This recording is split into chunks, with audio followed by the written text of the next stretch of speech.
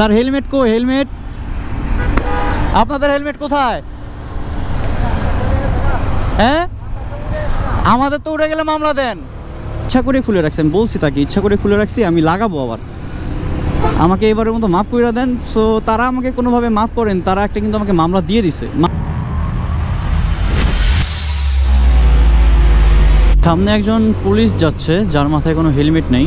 আমি একটু তার সাথে কথা বলার চেষ্টা করব যে আসলে আমাদেরকে ছাড় দেওয়া হয় না, তাদেরকে কেন ছাড় দেওয়া হচ্ছে, বা তারা কেন এইভাবে যাচ্ছে। দেখি তাদের ভাষ্য কি আসলে। স্যার হেলমেট কো হেলমেট আপনাদের হেলমেট কোথায়?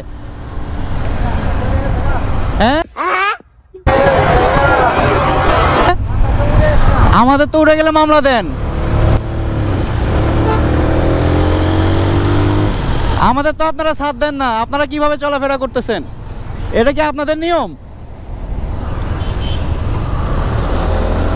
এই যে পুলিশ ভাই ওনারা যাচ্ছে দুজনের মাথায়, একজনের মাথায় হেলমেট নাই। সো ওনারা আমাদেরকে সাথ দিবে না, বাট আমরা যদি তাদেরকে দেখি তারা বলবে উড়ে গেছে বা হ্যান ত্যান ভক্কচক্কর। এটা আসলে কতটুকু যৌক্তিক আপনারাই বলেন। যদি আমার মাথাতে হেলমেট না থাকতো তাহলে কি বলতো? ওরা কি আমাকে ছাড় দিত? আমি যদি বলতাম মাথা থেকে উড়ে গেছে, জীবনেও ছাড় দিত না। তো তাদের কাছে আসলে তারা নতুন করে নিয়ম বানাচ্ছে। মানে আমরা সাধারণ পাবলিক যদি কোনোভাবে বিপদে পড়ি তারা কখনোই আমাদেরকে ছাড় দিবে না। কিন্তু দেখেন ওনাদের বেলায় ওনারা ঠিকই কিন্তু অটুট। কারণ কি জানেন? তারা নিজেরা আইন তৈরি করে। সামান্য একটা লুকিং গ্লাসের মামলা দিছে আমাকে। আমি বলছিলাম যে ভাই আমার লুকিং গ্লাসটা আমি খুলে রাখছি, ইচ্ছা করে খুলে রাখছি, আমি বলছি তাকে ইচ্ছা করে খুলে রাখছি, আমি লাগাবো আবার, আমাকে এবারের মতো মাফ করে দেন। সো তারা আমাকে কোনোভাবে মাফ করেন, তারা একটা কিন্তু আমাকে মামলা দিয়ে দিছে। মামলাটা কীরকম মামলা আপনি জানেন? লুকিং গ্লাসের মামলা দিছে আমাকে, ডাম্পিংয়ের মামলা। বলতেছে আপনি একটা ডাম্পিংয়ের মামলা নিয়ে যান, আপনার জন্য সেভ হবে। তো আমি বলছি সেভ হবে মানে আপনার লুকিং গ্লাসের মামলা দিবেন। বলছে না আপনি ডাম্পিংয়ের মামলাটা নেন। আমি বললাম তাহলে কি লুকিং গ্লাসের কোনো মামলা নেই? বলছে যে হ্যাঁ লুকিং গ্লাসের মামলা আছে, বাট আমরা আপনাকে দিচ্ছি না, আপনার টাকাটা সেভ করতেছি। ইভেন তারা আমার কাছে 1000 টাকা নিছে। মানে আমার সাথে কেমন হয়, যখন আমার সাথে এই কাজগুলো করে তখন আমি ক্যামেরা নিয়ে বের হই না। এইটা হলো আমার সমস্যা। আজকে ভাগে পাইছিলাম। যাই হোক, তারা আমাকে কোনো স্লিপও দেয় নাই। তারা যে আমাকে একটা মামলা দিল, আমাকে যে তারা একটা স্লিপ দিবে কিছু বলতে গেলে তারা বলে কি আর একটা তাহলে মামলা দিয়ে দিই। মানে তাদের উপরে কোনো কথা বলা যাবে না, কিন্তু তারা ঠিকই আমাদেরকে কিন্তু আমাদের কাছ থেকে টাকা হাতিয়ে নিচ্ছে। তো এই হলো আমাদের বাংলাদেশের পুলিশের অবস্থা। আমি সব পুলিশের কথা বলতেছি না, কিছু কিছু পুলিশ আছে যারা এইভাবে আমাদেরকে হয়রানি করে। এটা আসলে করা ঠিক না। এই হয়রানিগুলো কইরেন না আপনারা।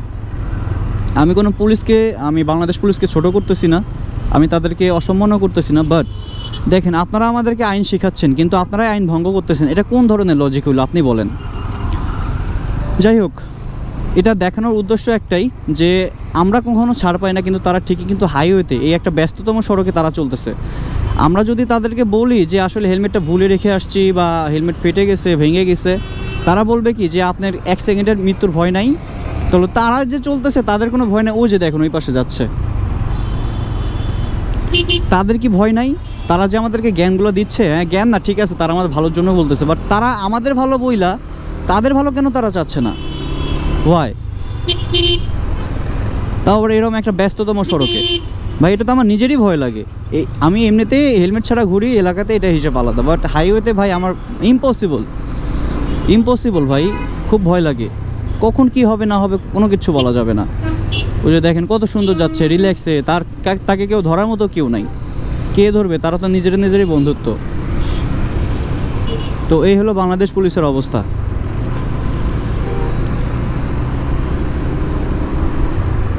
আসুক না সামনে, ওই যে সার্জন আছে, সার্জনের সাথে কথা বললেও কোনো ফায়দা হবে না আসলে। দেখি তারপরে কথা বলে দেখি।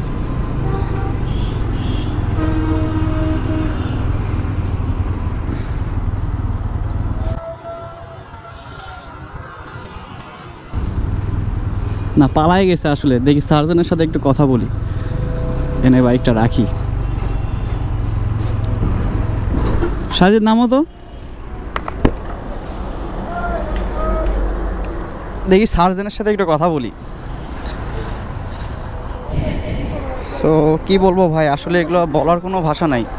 সার্জেন চলে গেল, সার্জেন কি চলে গেল নাকি হয় দেখি একটু আমি দেখা করে আসি সার্জেনের সাথে। না সে মেবি চলে গেছে, না চলে গেছে গেছে গা। যাই হোক দেখাইতে পারলাম না, তো এই আর কি, আর কিচ্ছু বলার নেই আসলে। আমরা সবাই মানুষ, তারা না সরি তারা সবাই মানুষ, আমরা কোনো মানুষ না, আমাদের কোনো চাহিদা নাই, আমাদের কোনো কিচ্ছু নাই। তো আজকের ভিডিওটা এই পর্যন্তই, দেখা হচ্ছে পরবর্তী আর কোনো ভিডিওতে। ভালো থাকবেন, সুস্থ থাকবেন, আল্লাহ হাফেজ।